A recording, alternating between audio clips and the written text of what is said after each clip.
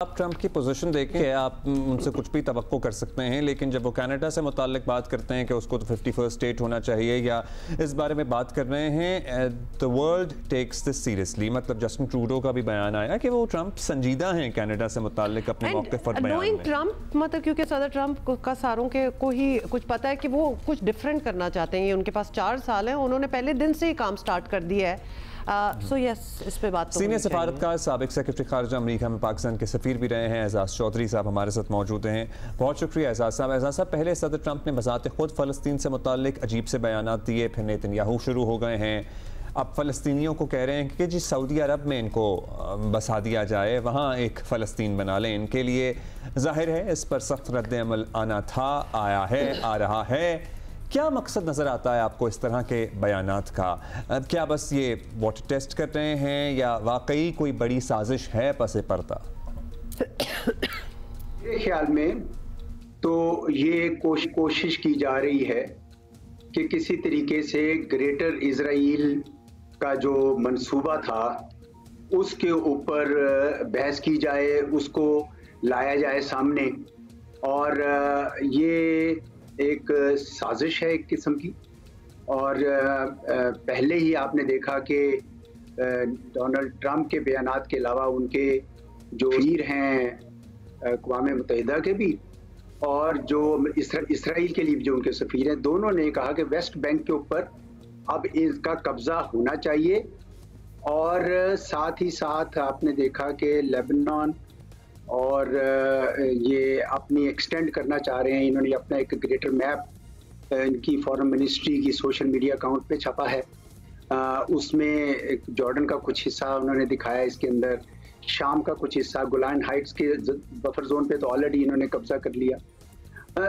इसी तरह एक ज़ायनिस्ट ने भी ग्रेटर मैप छापा हुआ है जिसमें वो कहते हैं ना कि नाइल से यूफ्रेटिस तक वो सारा इलाका, तो ये उसकी तरफ ले जा रहे हैं। इनका ये ख्याल है कि अब जब अल-असद रजीम भी ख़त्म हो गई और इसराइल के लिए रेजिस्टेंस जो है ईरान की तरफ से भी कम हो गई है, हमास कमज़ोर पड़ गया है, ख़त्म तो नहीं हुआ लेकिन कमज़ोर पड़ गई है उसकी तंजीम, हिजबुल्लाह भी कमज़ोर पड़ गए हैं।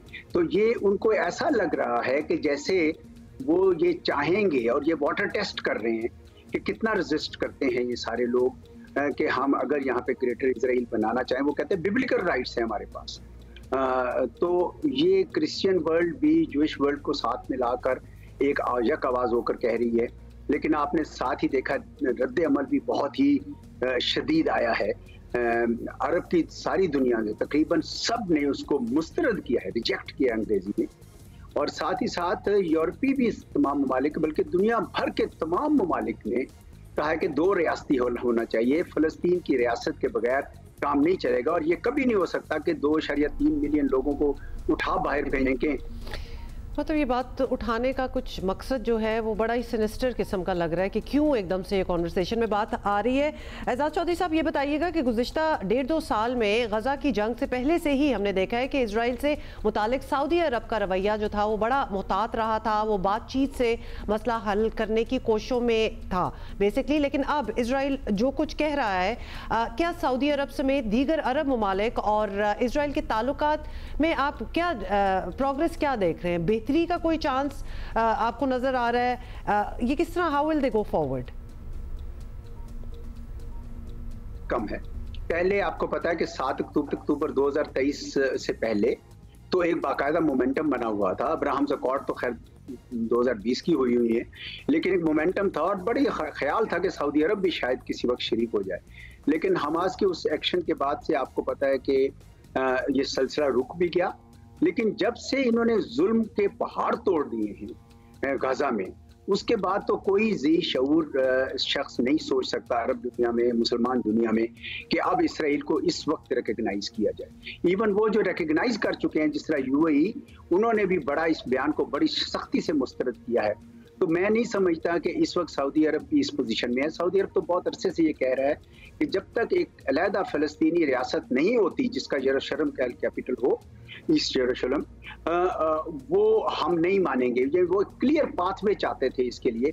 पहले भी उन्होंने ये स्टैंड लिया था, बहुत अच्छा किया था और इस तरह स्टैंड लेना भी चाहिए।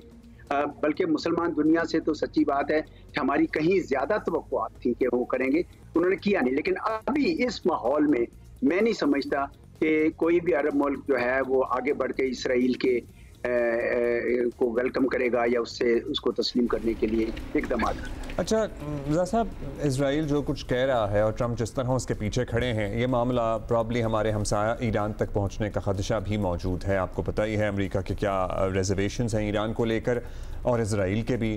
पाकिस्तान को क्या तैयारी रखनी चाहिए इस माहौल में?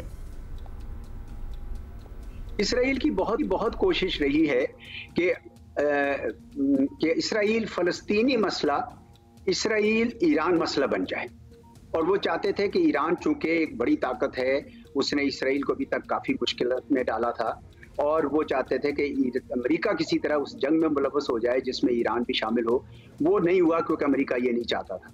अब भी वो पूरी कोशिश उनकी होगी कि ईरान जो है उसकी जो कुव्वत है उसको किसी तरीके से कम किया जाए, और इसराइल किसी ना किसी तरीके से उसको बीच में जंग में घसीटना चाहता है। ईरान की अपनी ख्वाहिश नहीं है कि कोई जंग करे, क्योंकि वो उनके भी अपने इक्तिसादी हालात ठीक नहीं है, वो उस पर काम करना चाहते हैं।